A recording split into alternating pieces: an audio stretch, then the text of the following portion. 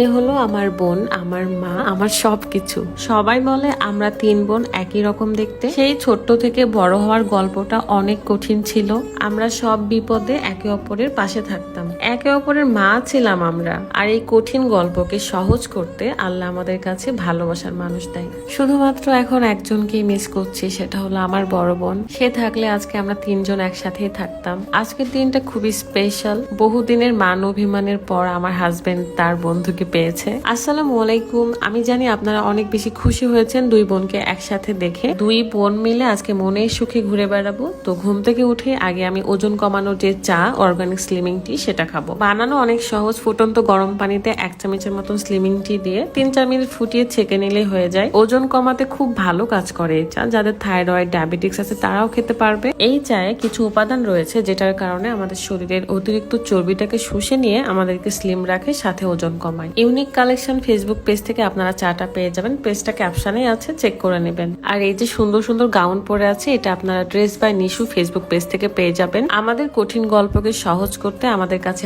আল্লাহ ভালো ভালো মানুষ দুইটা পাঠিয়েছে। একটা হলো আমার হাজবেন্ড আর একটা হলো আমার বোনের হাজবেন্ড। দুইজনই মাশাআল্লাহ অনেক অনেক ভালো। মহান আল্লাহর কাছে হাজার হাজার শুকরিয়া। আজকে দুইজনে মিলে পুরো রাজশাহী ঘুরে বেড়াবো। আমার বোনের একটা কিউট বেবি আছে, মাশাআল্লাহ আমার আব্বাজান, নাম হলো হোসাইন। তো আমরা রিক্সা করে যেতে যেতেই সে তৃষার কোলে ঘুমিয়ে গিয়েছিল। আজকে অনেক গল্প করতে ইচ্ছা করছে, বাট সব গল্প তো আসলে এইটুকু ভিডিওতে সম্ভব না। কোনো একদিন আপনাদের সামনে বসে গল্প করব। কত স্ট্রাগল করে বড় হয়েছে আমরা, খারাপ সময়ের সাথে যুদ্ধ করেছি, একা একা থেকেছি, আর একজনের জন্য সব সময় অপেক্ষা করতাম এই বুঝে আসবে, এই বুঝে আসবে, কিন্তু সে কখনোই আসেনি। আমার বোন বলছিল যে আপু আমার না ফুচকা খেতে ইচ্ছে করছে আর বার্গার। তো আমি চলে গেলাম হিলিয়ামে। রাজশাহীতে এই রেস্টুরেন্টের বার্গারটাই আমার কাছে বেস্ট লাগে, তাই এখানে নিয়ে আসছি। এমনকি একটা অরেঞ্জ জুসও অর্ডার করেছিলাম। আর আমার আব্বাজানটাই কিউট ছোট ছাতা দেখে অনেক খুশি হয়, সেটা নিয়ে খেলতে থাকে। ছোট থেকে তার ছোট্ট ছোট্ট আবদারগুলো আমি পূরণ করার চেষ্টা করতাম। আমার বোনের নাম কি জানেন? তিথি, বিথি অ্যান্ড তিথি।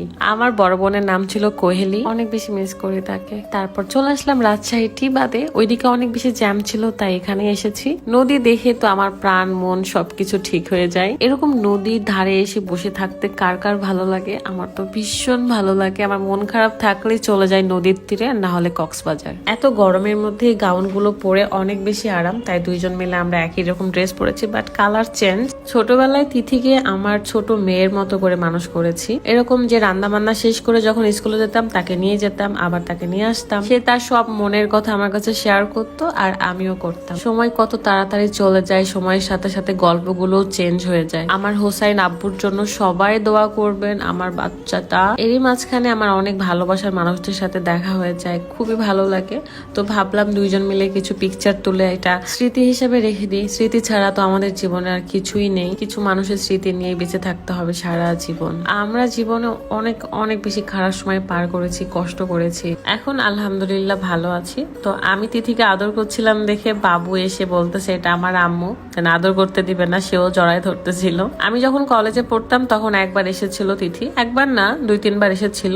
তো তখন তাকে ঘুরিয়েছিলাম পুরো রাজশাহী। আর আগের রাজশাহীর এখনকার রাজশাহী তো অনেকটাই চেঞ্জ, অনেক উন্নত, অনেক সুন্দর। পুরো রাজশাহী মোটামুটি রিক্সা করে ঘুরিয়েছি। তারপর তিথির পছন্দের ফুচকা খেতে চলে আসলাম রাজশাহী নিউ মার্কেট গল্প কথায়। তাদের একটা শাখাও করেছে, মানে খুব সুন্দর ডেকোরেশন করে গ্রাউন্ডে এই রেস্টুরেন্টটা বানিয়েছে। তো সেখানেই বসলাম। বোন যে কি জিনিস, যাদের বোন আছে তারাই জানে, আর যাদের নেই তারা তো বুঝবে না। তবে অবশ্যই বোন জিনিসটাকে মিস করবে। আমরা রেগুলার না হলেও 2-3 দিন পর পর একে অপরের খোঁজ খবর নিই। এটা ভেবেই অনেক শান্তিতে থাকি যে আমার বোনের হাজবেন্ড তাকে অনেক ভালোবাসে, অনেক টেক কেয়ার করে। আমার বোনের খুশি তো আমার খুশি, আমি ভালো থাকি। আপনাদের কেমন লাগছে আমাদেরকে একসাথে দেখে? হয়তো বা নেক্সট ভিডিওতে আর দেখতে পাবেন না, কারণ আমি শুধু স্মৃতি হিসেবে রাখার জন্য ভিডিওটা করেছি, ভিডিও করার কথাই ছিল না। এদিকে রাদের মনটা অনেক বেশি ভালো, কারণ যে তার অনেক দিনের পুরনো বন্ধু, মানে কলেজ বন্ধু আর কি, বহুদিন ধরে মানবিমান ছিল, পরে মানবিমান ভেঙে একসাথে হয়েছে তারা ওইদিকে ঘুরে বেড়াচ্ছে। আর আমি এদিকে আমার বান্ধবী বোন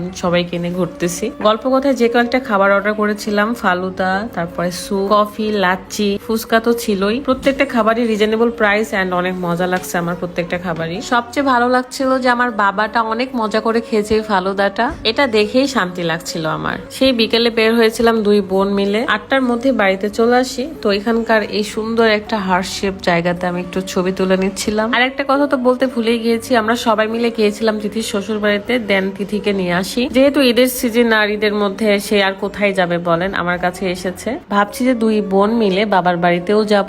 এদিকে হুট করে রাতের বেলা সব ফ্রেন্ডরা আমরা একসাথে হয়েছিলাম, আমাদের সব কলেজ বন্ধুগুলো, বেস্ট ফ্রেন্ড বলতে গেলে। আমার বোন বান্ধবীকে বাসায় রেখে আমি তাদের সাথে বের হয়ে যাই জাস্ট ডিনার করতে। সান, কেয়া, সাইব, মেহেদি এরা সবাই আমাদের ক্লোজ ফ্রেন্ড। এই যে সাইব রাদের কিডনি বলে ডাকে তাকে, এত ভালোবাসে দুইজন দুজনকে, কিন্তু এতদিন ওরা মান অভিমান করে দৌড়েছিল। সবাই ভালো থাকবেন, সুস্থ থাকবেন, আমাদের সকলের জন্য দোয়া করবেন। আল্লাহ হাফিজ, আসসালামু আলাইকুম।